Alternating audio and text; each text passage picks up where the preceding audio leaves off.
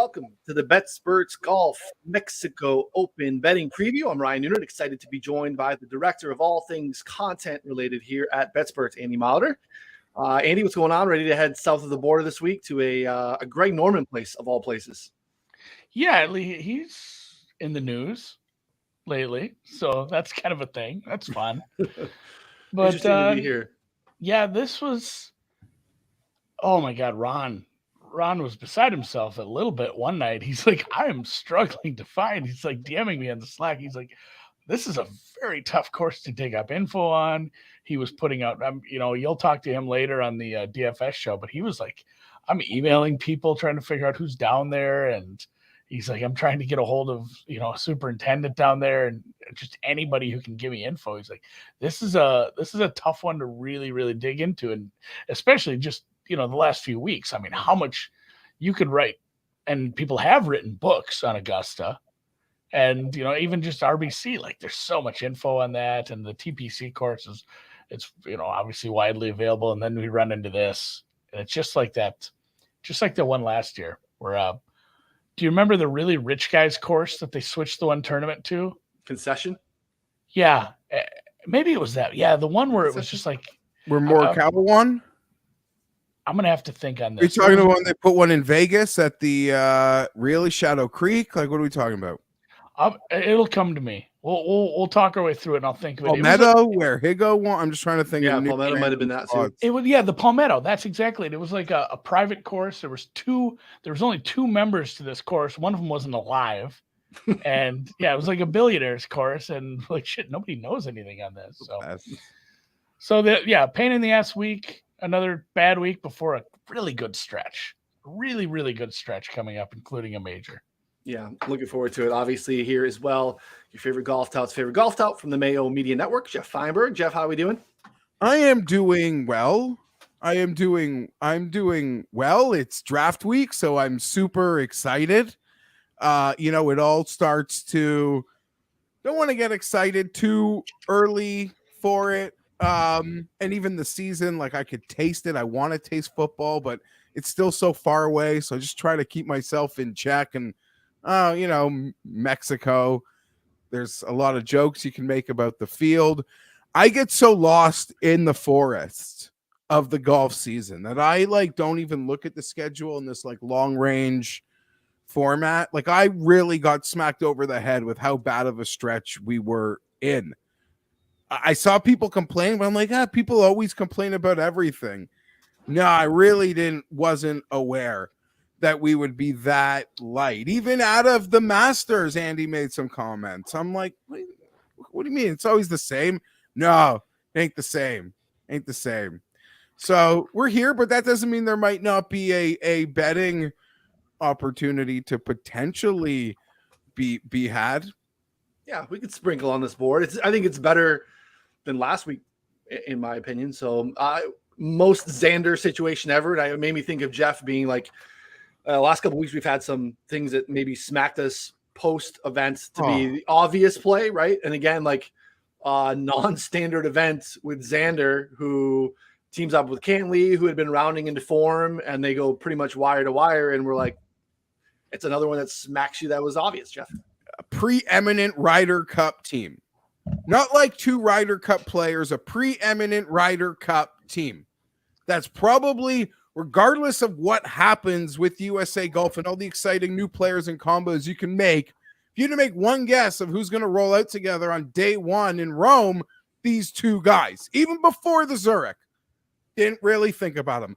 I didn't bet Morikawa and Hovland, but I got so distracted by how pretty they were, I think, at the top. Yeah. And I kind of just Xander Schauffele, you make the runner-up jokes.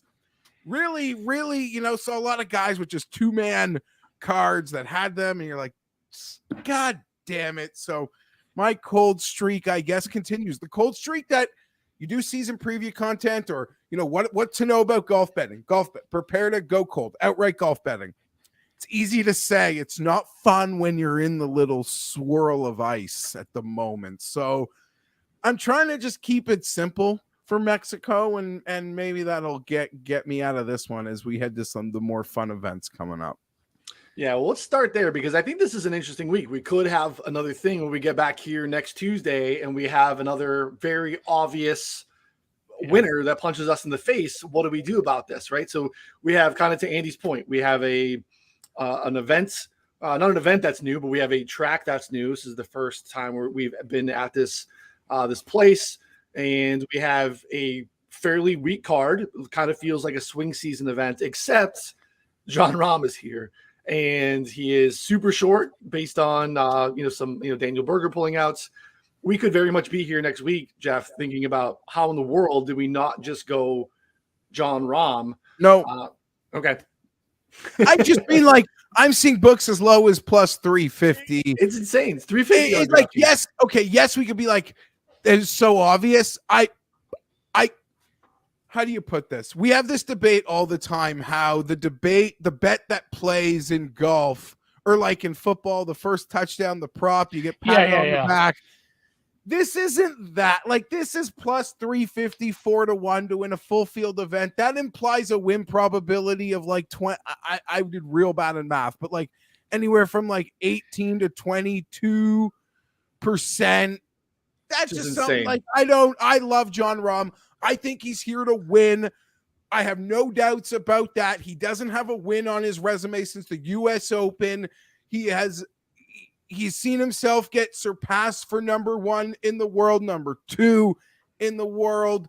The summer season is starting. We're already pretty much in May. There's no way he is here for a vacation.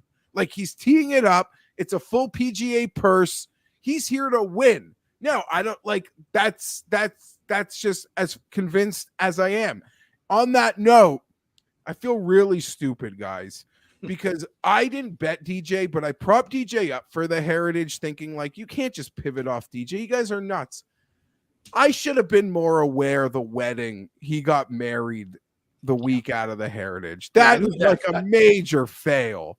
I need that from you. Epic fail for all of us who and even people who made the point to fade him because he's a sponsor guy.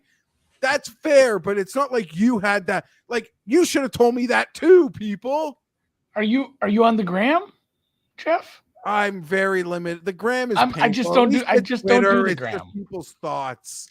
They might be phony thoughts, but they're just words. Phony words bother me way less than phony pictures. So I'm not really on the gram, Andy. And maybe that costs me some DFS. I didn't bet him for the win, but that just seems so obvious. So unless you're telling me, yeah, I don't think there's like some Rahm event in his life the next week I don't know of. I think he's here to win. I think any notion that he's on a vacation to drink a margarita it will sound as stupid as us saying Xander and Cantley are friends and they're just going for good dinners with their girls in New Orleans. Like, no. Getting some mud bugs. Yeah, I did. I already bet Rahm. Okay. And it was just a I won't miss it. Drew talked me into a series bet last night on the NBA. Pardon? Drew talked me into a series bet on the NBA, and I was looking at it. I'm like, and I was on, a few places will let you parlay futures. So I put a Rahm plus who beat the Jazz last night? I don't even watch. I don't know, Mavericks. And I don't the Mavericks. So I have a Rahm Mavericks so I have Rahm at like 10-1 for a small bet. And like, you know what? If I don't have a single other bet on the card, like this will be my outright. Can we gamble at a decent number? I need a gambling theory this for a moment because I take so much pushback and I haven't really done this in a while. And maybe if Trevin Walker goes first overall and Rahm is still 4-1 on Thursday night, like I might make a big bet. Like we'll just put it on that. Like we'll invest in Rahm. I have this theory, and it's as a gambler or a DGen, you can convince yourself of so many things. So this is something that I do, although I haven't really done it this golf season per se, because I've been betting less of like other games. But let's say there's a game I'm going to hammer. I have like a 5-star tip and I'm going to hammer it. 5-star tip. I'm just saying, like, you got to be, whatever. I don't know how much you respect Drew. You clearly made the move. Oh yeah, no, I liked it. I would bet like times. So I'm going to bet like a big bet on this game. And then I'm going to take like 10% of what I'm going to bet on that game and turn that into like a parlay with a golfer. And when that game ends and my bet doesn't win, I'm not going to be mad my parlay. Like I'm going to be my thought will be consumed with the big bet that I lost. That's just like that golfer parlay was part of the big bet that I was making a stake on. And that was just part of it. The like hardcore gambler, the professional tells me, no, that 10, like you turn that out, like how dumb that is. But the degenerate in me has no issues at all. Even if it was a loser, on what Andy just said. And sometimes I would do that. And if I'm probably betting wrong, it's probably what I would try to do. And then there's I hit a bunch of losers. There's a lot of basketball and hockey and baseball games in between here and Thursday. I mean, you find yourself like a Yankees run line plus Rom. Like have some fun little bets with it. I didn't know what direction you were going with that, Jeff. All I could think about was like the last time I had like a true, and I've had plenty from really smart people. I've bet sure things in the past, and I've put as much money as they'll let me on that. But the 5-star tip thing, I had one back in Vegas one year, and it was like a late Friday game on March Madness. So all day Thursday, all day Friday, I'm betting all these other games. And anytime I cashed a ticket, I'd take it to counter and I'd put the rest of it on that game. Like take all the winnings and put it on that game on Thursday until I had 14 tickets on this one game. Maybe that's the only way to really feel alive anymore, is to do some stupid shit like that. But I agree with you too on the parlay thing. Just like you can't get mad at those because it's just like, I'm just gonna try to bet in that game anyway. That's a game I'm committed to. That's a game that I'm betting a lot on. If that game wins and I win what I put on that game, I'm gonna be thrilled. I'm not gonna be like, oh, I wish I turned that extra 10% into 1.91 or whatever. Like, no, I'm going to be like, I got Rom at 10-1. Let's go this field. I used to do that a lot with like my favorite NFL games. If there's a guy I love for the Masters, we could be in like week 6.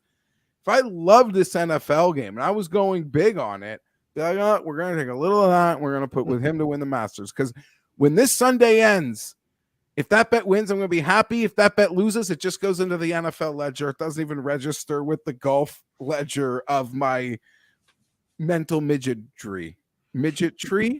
Yeah, that would be the way. And I guess if I was like, if you love Champions League today, I don't even bet soccer, you got some hot Champions League tip, I'll double it up with Rom.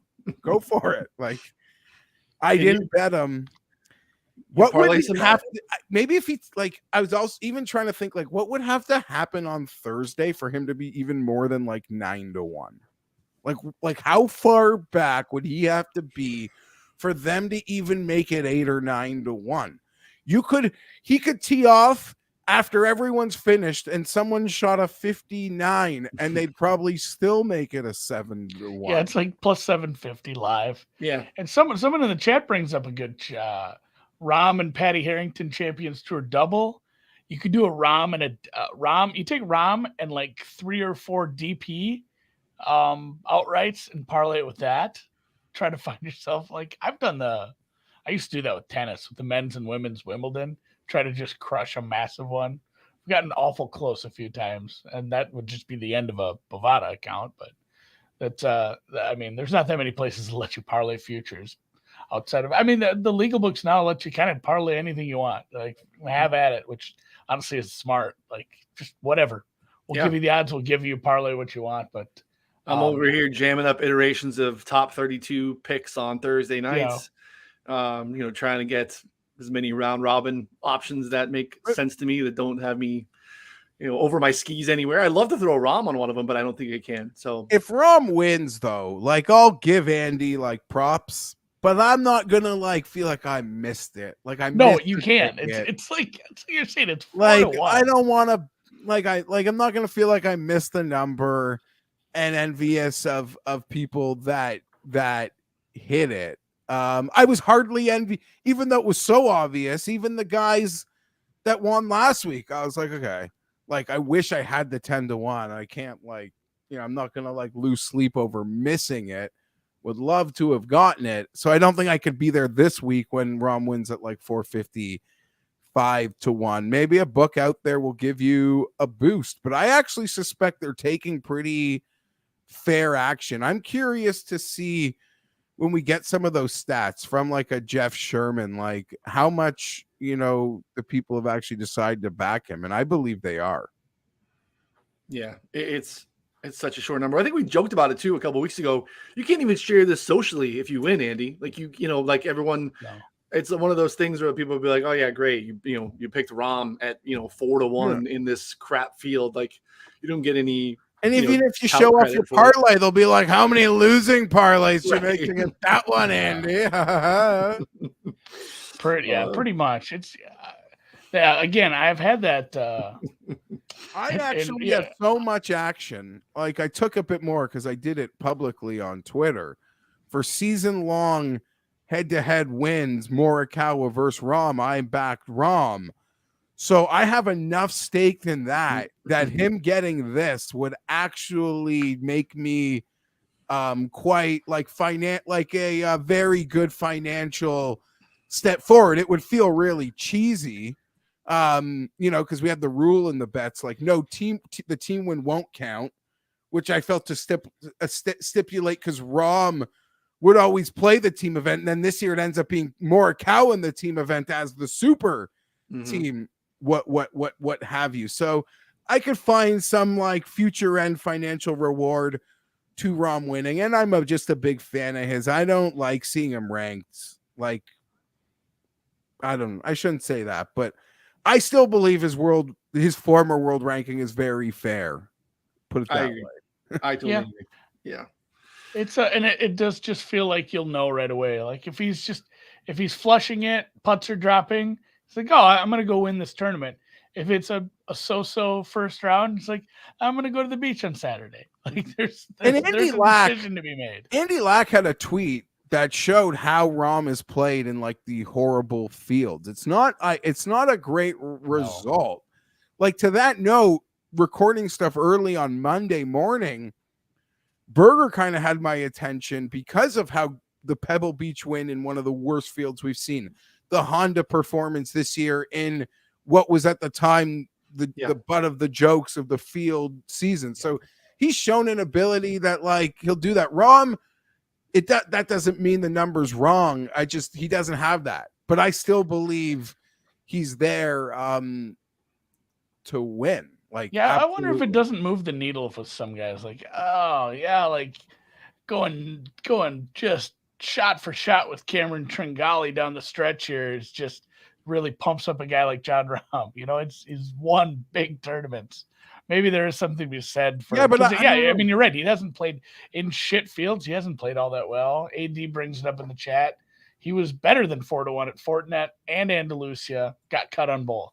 Like bad events, bad fields like that, and just sometimes a good golfer will just eject even without a wedding ad. But he's got to like put a chip on his shoulder. He's got to make it like that thing. Like people are questioning me. He's got to feel, I don't know. Like it's just been too long. He's held to a different standard and it's just time to win again. And I think he holds himself to even a higher standard than we hold him to. So it's time to win again. Even if a win gets poo-pooed, your bet's going to get poo-pooed. People who don't like Rahm, if you want to tout him at the next big event, will be like, "Oh, you're going to count that Mexico thing?" Mm-hmm. Yeah, it's like what we did with Victor forever. Like, it wasn't a real win. But I don't know. For a player of that like high-end skill, you just want to see them playing well. Like that's enough for you. Yeah, he won, but if he came in second, I would still feel comfortable touting him to then go win this super field event, whichever one is I guess coming up. I didn't bet Rahm, but I'll enjoy him winning. I'll enjoy it. I like him too much to not enjoy that. Yeah, the vacation thing is weird to me because it's like this is a professional golfer who is one of the best in the world that has a shit ton of money that plays 22, 24 events a year. He has time in his schedule to go to Mexico on vacation. Like he doesn't have to do it on a weekend. His spot in Mexico too. Yeah, I mean, nicer one probably. I don't know this place. I'm not throwing any stones. I'm sure it's lovely, but yeah. No, you're absolutely right, Ryan. It's like he Also, can do it whenever he wants. I don't think these guys realize like how much money John Rahm could make to not play in an event for the week and do a sponsored thing for like Accenture or just a huge corporate range showing, or let's say this, at a club I'm familiar with, a very high-end thing like Rented It Out, and this was back in the day, and Hunter Mahan just played the 7th hole of par 3 like with every group that comes through, and he got paid a fucking, like, they get paid a fortune to just do that. And it's Hunter Mahan. Right. Yeah, no, well, this was when Hunter Mahan was a star. This is when he was like, this was Golf Boys. I'm just saying, these guys could make so much money Monday through Wednesday doing these sorts of things that to think that they go somewhere to not get paid and to pay their own freight and hospitality to potentially make $0. The vacation week thing is a really like silly golf narrative that probably shouldn't happen. But then you see the wine trips with Xander and Cantley, and they're great. You can't think there's some vacation trips. After all I said, I'll throw that in at the end. They need to have these when you're in the Caribbean or Mexico. They need to have them in places where it's like, I mean, you always hear stories about this, like, hey, don't go off the resort. Like, it's super dangerous. This area is dangerous. Like, they need to have it in places like, hey, so they warn all the golfers, like, you don't want to leave the course, guys. It's not a vacation. We're in cartel territory. Like, that's how I would plan this.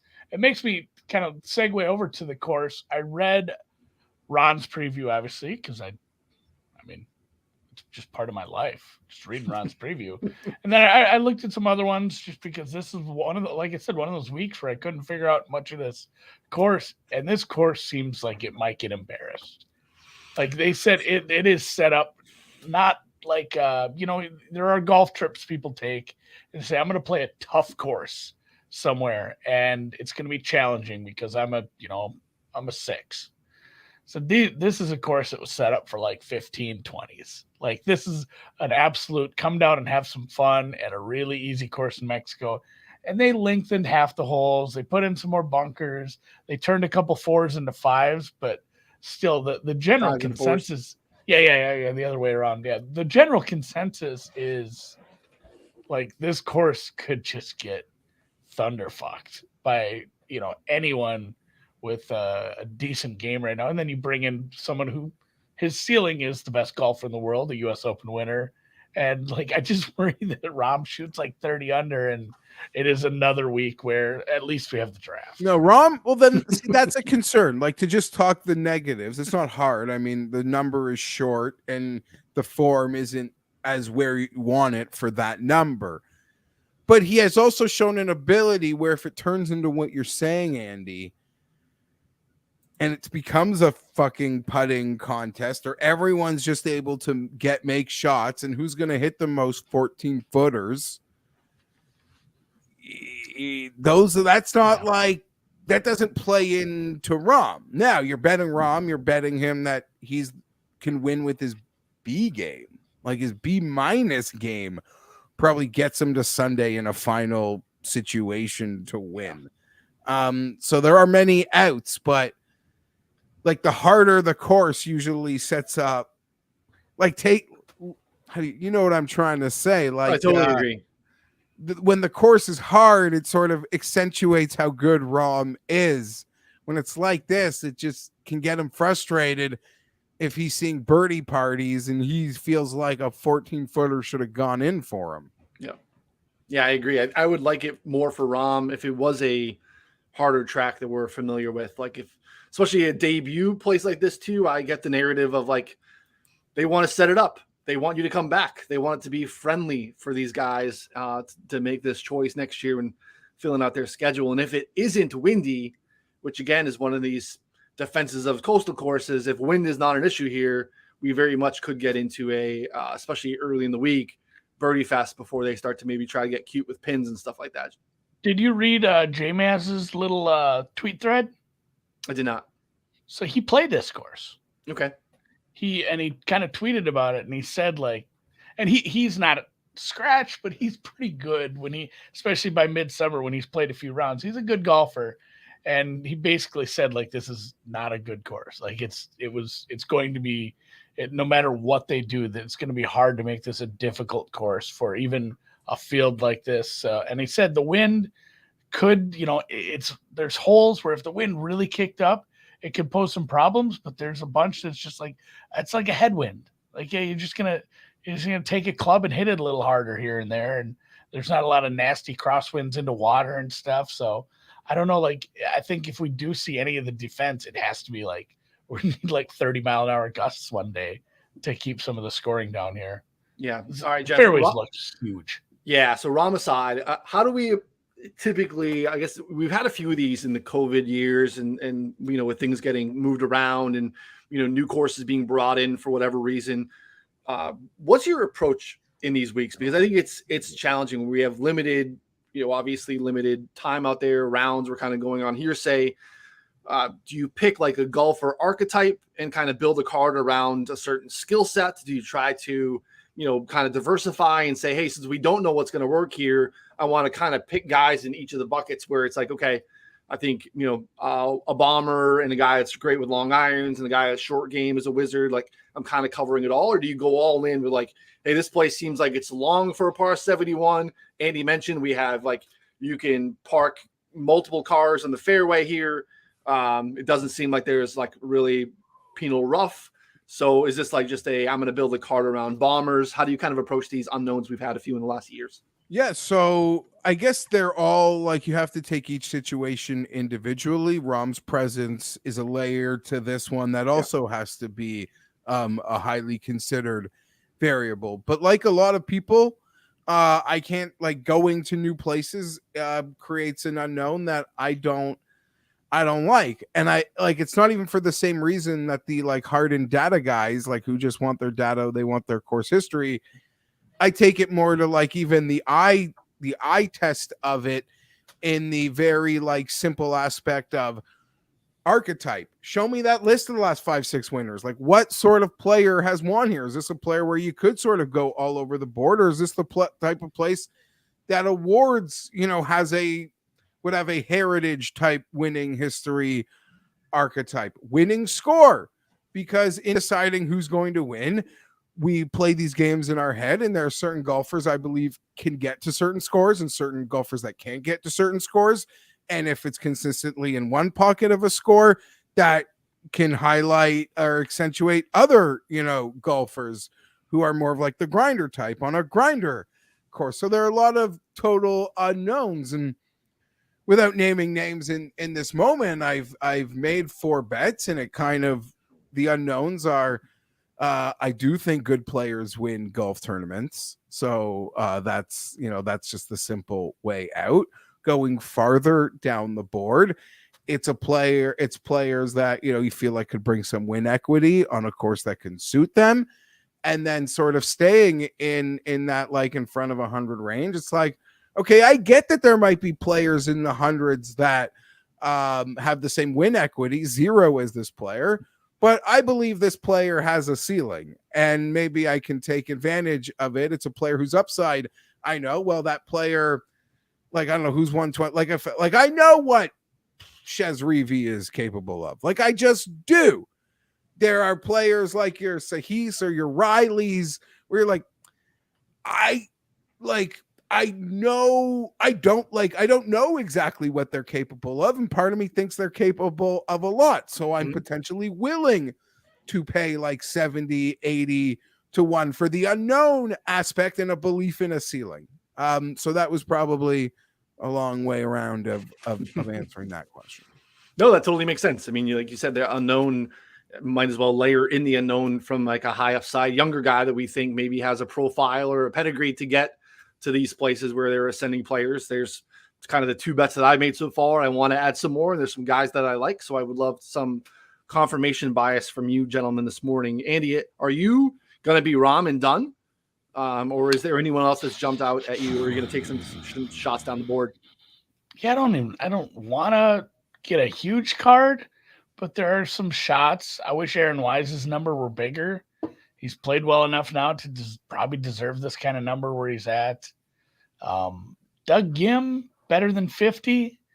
That's probably a guy I'm focusing on here. You know who's a weird one? I didn't even check if this guy's in the field. Yeah, he is.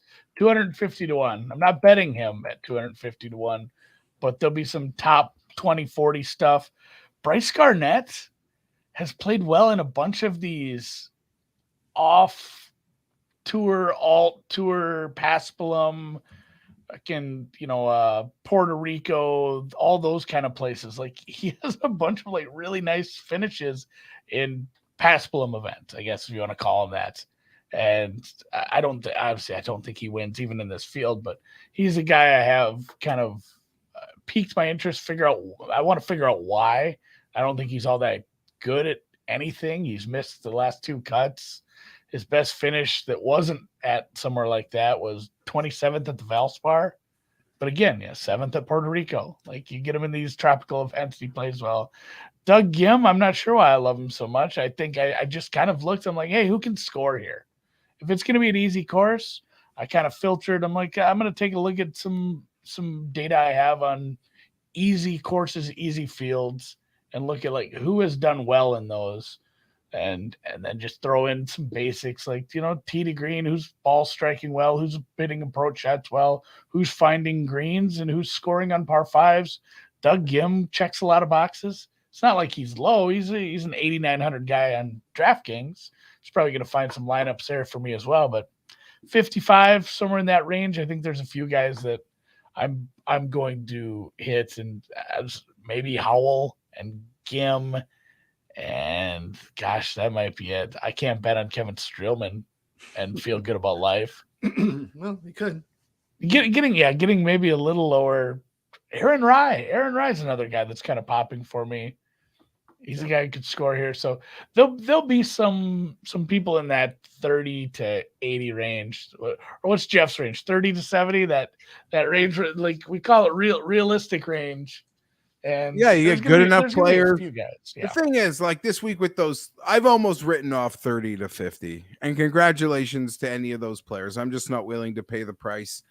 Had I maybe seen the early like 40s on Wise, I would have been tempted. Because I was a player seeing the field I liked, but and I get it. I don't think the number is totally crazy, but I'm paying up. I got a 30 on. Okay, I've bet Woodland and Finau. Woodland seemingly the most popular player in the field this week. Very much. Seemed like this would be a Twitter party, the amount of things. I even told the guys at like Odds Checker, because I have Woodland on the card, don't make them the image of the article. Like there's just too much of it around. Like people can click in to see that I've joined that party. I'm a forever Woodland. Like I am so deep in with Woodland. Like the good, the bad, the ugly. So I just feel like if the whole internet's going to have a Woodland party, I'm going to be part of it. And I even bet it before Berger withdrew. So I kind of made that decision early. But like, listen, I enjoyed the US Open win, but I was also there like losing Barracudas to Super Nintendo Chalmers and shit. So like and just when you think we're in a good spot, he's going to put it in the trees, in the forest, or miss a 4-footer. So just be prepared for it. But Finau, Woodland, that just goes to my comment. Like, I think good players win tournaments. So they're the guy I like betting on. Good players. That's who I am betting on. And then behind them, I bet Champ, just going on the lazy, like call it lazy, but I'm struggling, and I'm not seeing it clearly. And the guy wins. He's up there with the guys who don't win. He still has like there's a ceiling he's able to tap into from an outright bet. Like if he misses the cut and sucks, goes on the pile, lots of outright bets. Felt like the number was right. And I've bet Davis Riley 70 to 1. But you mentioned Rye. I mentioned Sahith. There are other guys in that range that I do think have high ceilings. Those would be the like 50 to 100 guys I'm interested. Gim would probably fall into that too. Although we've seen him a bit, I still believe there's an untapped part of Doug Gim. Or maybe it's because I sit beside Mayo, who's really loves him. Yeah, I'm also with you in the Woodland thing. Like we like guys and we want to be able to back them. I'm going to clip that. that's going to become a video. Yeah, Woodland has felt like a bit of a golf Twitter circle jerk. Like, yeah, big time. It's not going to go well. But it's like, how do you talk someone out of it? Like, yeah, Gary, outside of like Rahm, go to don't even look at the numbers. Just look at the names. And I guess Patrick Reed in his current form maybe shouldn't fall in this kind of thing. But the names are Woodland, Answer, Finau, Reed, Champ. I mean, Champ has a win on tour last year. What else is there? Like, if you want a guy who's, in a tier of golfers that you believe can play well enough to win a tournament without, having to make a bunch of concessions and narratives on like how we think Aaron Rye at 70-1 gets it done. It's a short list. And I don't blame anyone who's betting Gary Woodland. Yeah. Even though the Woodlands number is cooked, it's still, there's 22s. I would have loved to have the 30, but I do agree that like that next tier, right? The Rahm, crossing out the Rahm tier and we get into like the Answer, Woodland, Finau. I get why Woodland, again, like distance, the form has been pretty decent. I mean, he couldn't make a putt at Augusta, but otherwise he had been playing pretty well here. A couple of top fives there in the Florida swing. So he's been in the mix a little bit. I financially and I'm obligated to back Aaron Wise. Even I got a 40, so I feel good that I got at least the best of the number. I've been, if you don't love me at 40, you don't get me at 180. He's been obviously a guy that I can't help but click. I want to continue to be long on because again, like same premise as Jeff, there cannot be an Aaron Wise win. They got steamed down to 22 on MGM, and I don't have a Wise ticket. There's no shot in hell that's happening. So you're married. I mean, it's just like. You can't get away from that. There's guys where you just pay a tax until they win. Yeah. And if they never win, it's just it's a lifetime tax. You pass that on to the kids eventually. It's nothing is worse than watching a guy, and you've seen this with people where they bet someone for like 2 years and then they throw their hands up and say, I'm done with it. It's 6 weeks later the guy wins, some shit tournament. I assume most of us have never, had a relationship with the mob where they come by like our local mom and pop store to take their tax for protecting us monthly. But it sort of does feel like that when you get into a trap with a golfer and argue the worst thing that's going to happen for you wiseaholics this week, Andy, or talking to Ryan, but I'm letting you know I'm going to say something here. Worst thing that's going to happen to those guys is when you lose the number, but you don't get the win. Like Wise finishes third. Looks great. Everyone's so excited. Next event, crunked again. Problem, you didn't even get the win. Your number getting crushed. So that's like the worst part of it as a player who people like, as Ryan mentioned, it was 180. Now, granted, field was stronger, but if he didn't play so well in the last one, it's not 40. Like people like Wise. A lot of people were on Wise at like Christmas for like the Sam Burns trage. Maybe not like the full Burns, but like the trage. Like get on that path. Ryan seems to be acknowledging that might have been him. Yeah, so that was actually the only time that I felt locked into a player trajectory-wise where I was hammering him in the 80s and 100s was Sam Burns. And it worked for me. So again, maybe I have confirmation bias. I'm 1 for 1 with these things that I'm going to eventually get paid off. But the Burn stuff came to fruition. So I'm gonna hang on the Y stuff. Like you said, 180, and then we're hanging out in the top of the leaderboard on the weekend at the Heritage, and we're feeling pretty good about ourselves. And now we're paying that tax as well because he'd probably even in this event be in the 40s to 50s, and now he's so young to be using that goofy putter, though. I know. Yeah, I think he's just mentally lost. No, I get it. Any positive vibes, like just there's like a game within the game. Like we want him to win, so you can hit a big ticket. You can hit a 90-1 on him. He wants to finish like 27th, so like the can just kicks forward. The FedEx Cup point like next year and the year after that can exist.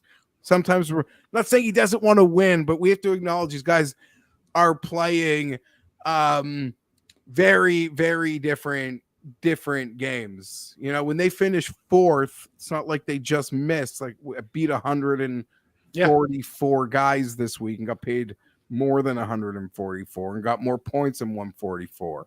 Yep, points and paychecks and keeping your card and all those things matter for sure. When you get into like the kind of the next group, a couple of guys I want to get your thoughts on that are of interest to me, and the numbers are there's varying numbers of different books. Munoz feels like a guy that can go crazy low, right? If we get to a spot where, again, the putter can be wonky here, but this guy is actually playing fairly decent golf as of late. I think he has. I mean, he's not really. It's like Mitch Cutter amazing, or is that perception change? Is my perception not reality? No, that's kind of how it had been. But we have 6 straight top 40s. Nothing inside the top 20. But we have 6 straight top 40s. So that is kind of the anti Munoz, where we typically are 3rd cut, 4th cut. So again, maybe there's something there. 33 on MGM is the best number I'm seeing on Munoz at this point. And Chris Kirk is another guy that just feels like we like him in better fields. And he's stuck here at 35, just really solid. Not a guy that we love on Bombers courses per se, but Geoff, talk to me about any of those guys. Or I can't, because I told you, Ryan, that I just made the decision that this range, I'd rather pay up for a nicer restaurant. And I bought those 2 guys in the 20s, and even like on Woodland and Finau. And I'm ignoring the 30 to 50, a range I normally like to live in, but I just don't want to bet those guys at those numbers. It's hard. I don't know.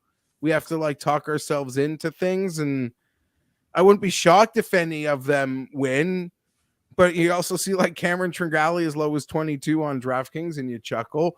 But Munoz is, I don't know. I'm not there. I'm just going behind them. All of these guys, I made that decision. I'm with you on Champ. The only 2 bets I made were Wise at 40 and Champ at 70. Champ is 36 on FanDuel. He was 36 on FanDuel when I made the 70 bet as well, which is kind of wild. So he'd taken some FanDuel steam there. Another guy that I liked that I thought was interesting, who's been bouncing a little bit on like the Corn Ferry, teamed up and had a pretty decent showing at the Zurich. Again, another guy just plays kind of crap events, is Mark Hubbard. But Mark Hubbard is like 50 to 1.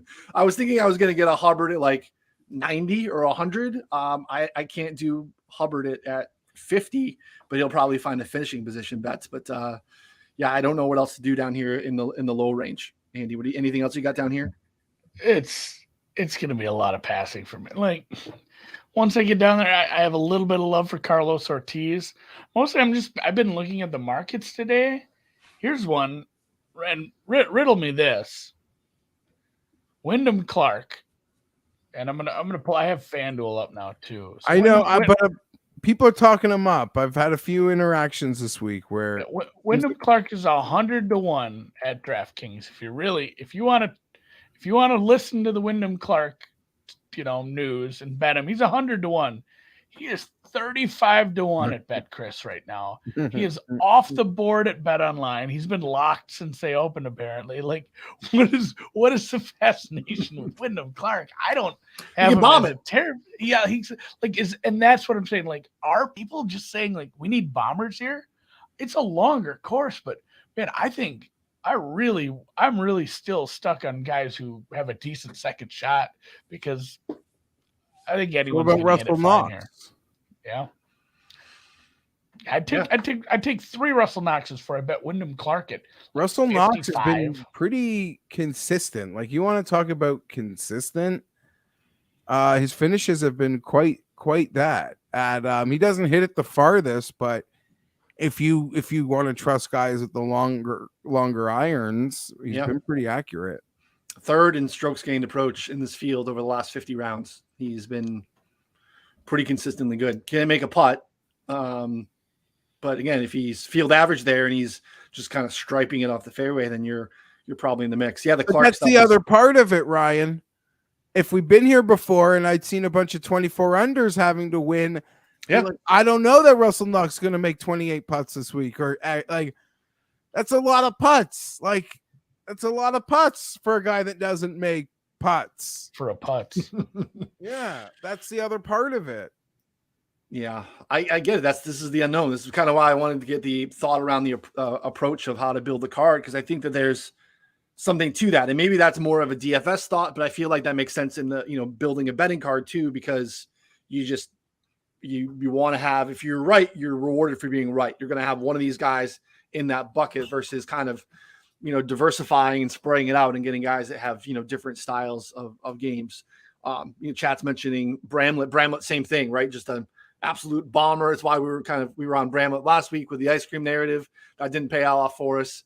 But again, Bramlett, similar to Windham Clark, they're if you had a Cam Champ, a Woodland Champ, Bramlett, Clark card, I would understand why someone would do that too. Another guy that's deep down there too is Austin Smotherman, who is like 125, who can have some distance. I think he's like 14th in approach from like 175 to 200, which we're thinking we kind of have we don't have any history, but we think we probably get a sizable sample of approaches from that range this week based on the course length. So that could be something there as well. So those are kind of the skill sets that I'm looking for. That's why the Munoz, Woodland guys kind of make sense to me. Grillo. I'm a Grillo guy. Fuck. That's another one. That's Well, another one. listen, I can't bet Emiliano Grillo to win, know. but I can bet him to top 30.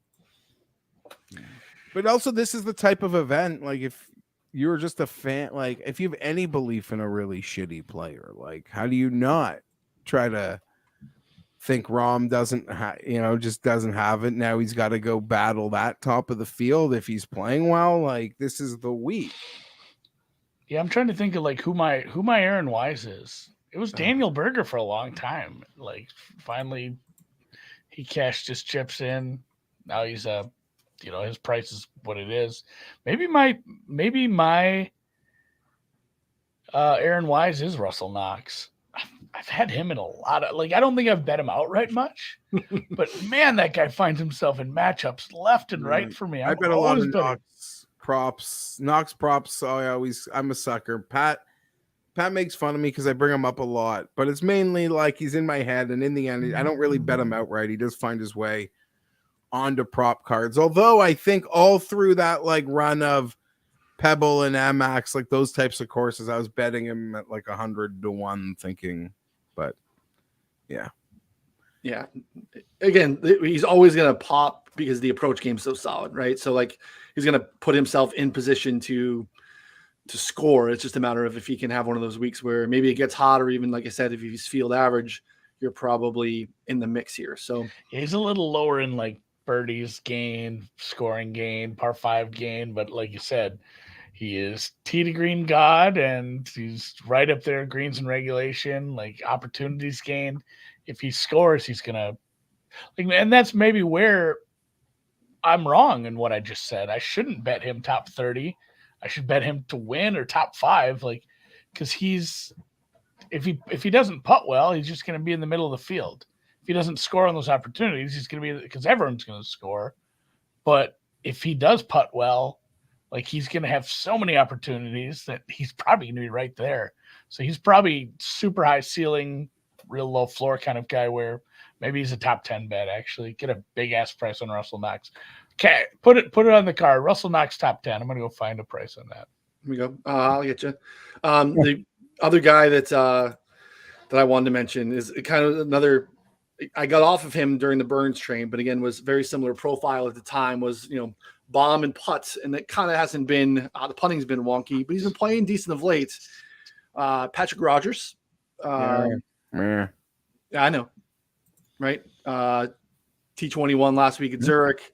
Again, we're looking for similar skill sets. So a guy that I think can hit it down there. That's really, we haven't sniffed. Last top 10 was Bermuda in October. So not great. More of a swing season guy here. But again, like, this is a swing season field. That could be a look that I make, and maybe it's a top 30, top 40 play.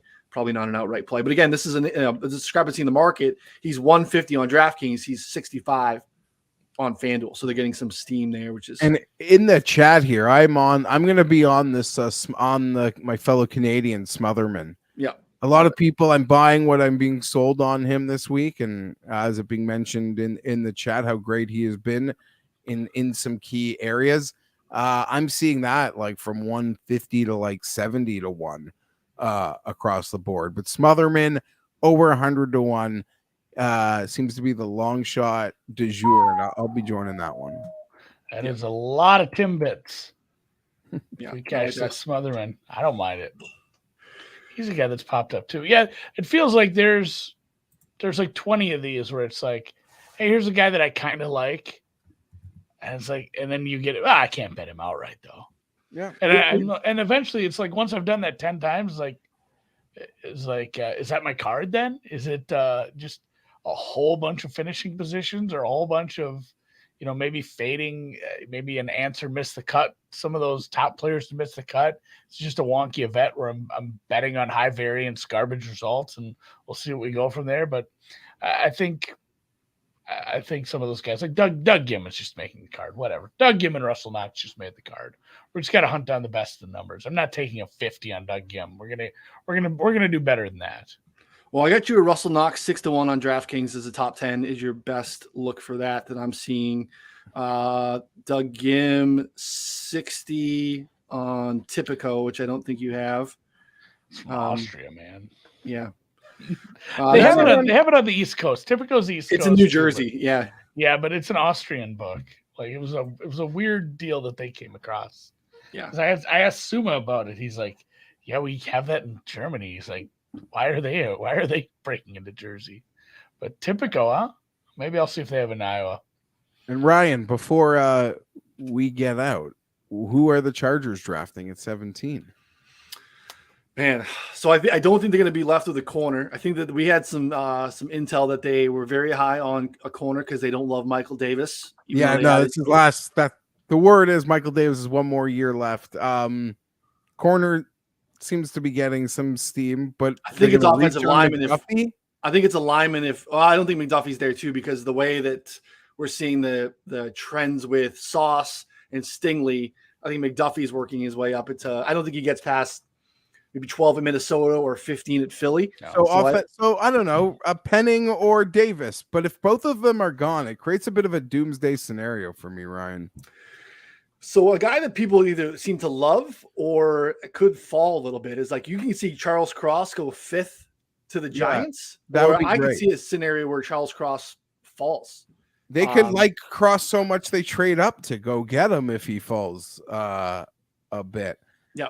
I just believe I want the right tackle in a perfect world because you just pair Slater with another real talented kid. I'd love a receiver. I'd love a fun, shiny bike we could do fantasy talking about with how it would work.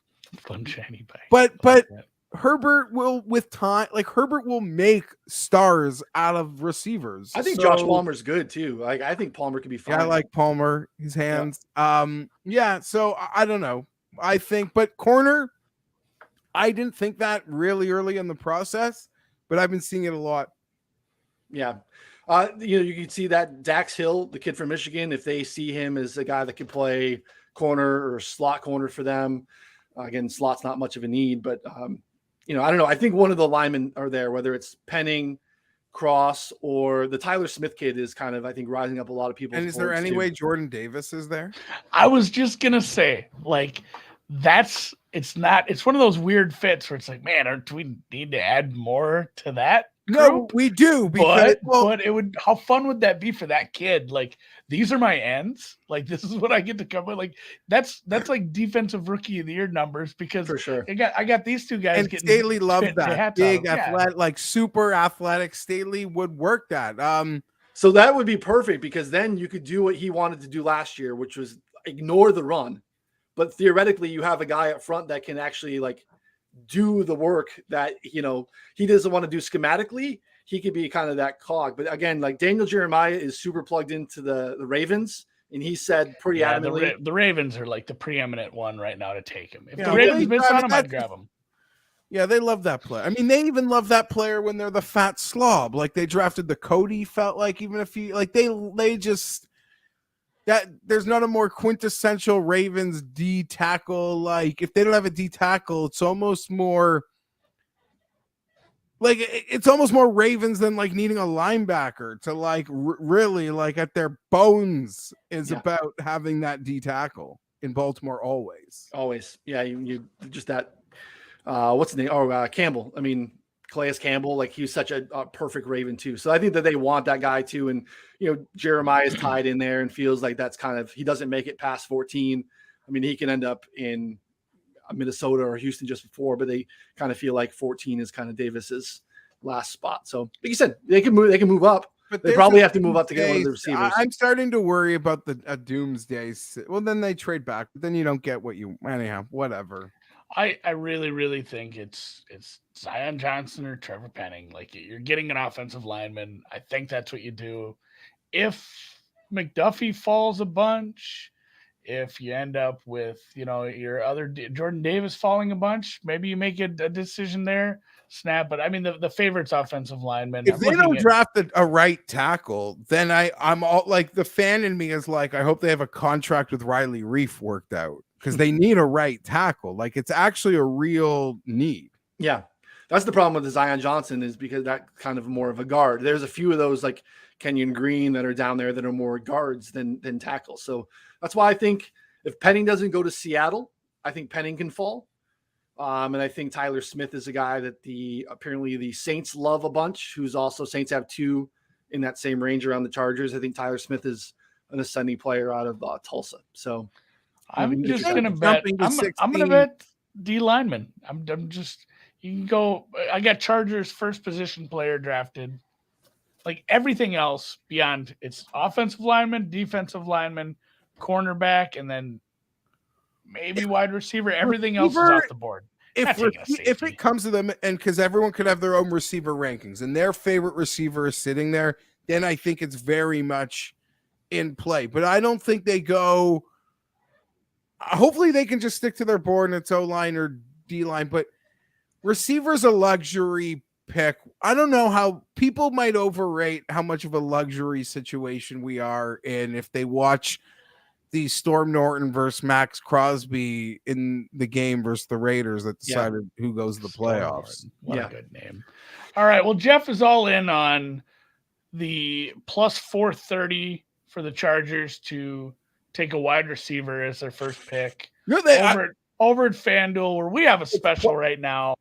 You can bet $5 on any draft prop, get 125 in site credit. Like Geoff said, wide receiver, stone cold, lock of the century. God damn it, they better just take a lineman. Protect your young quarterback. Be smart, guys. Well, I look at it like it's Christmas, but the lineman, that's like getting socks and underwear. You get a bike, you got to talk about fantasy.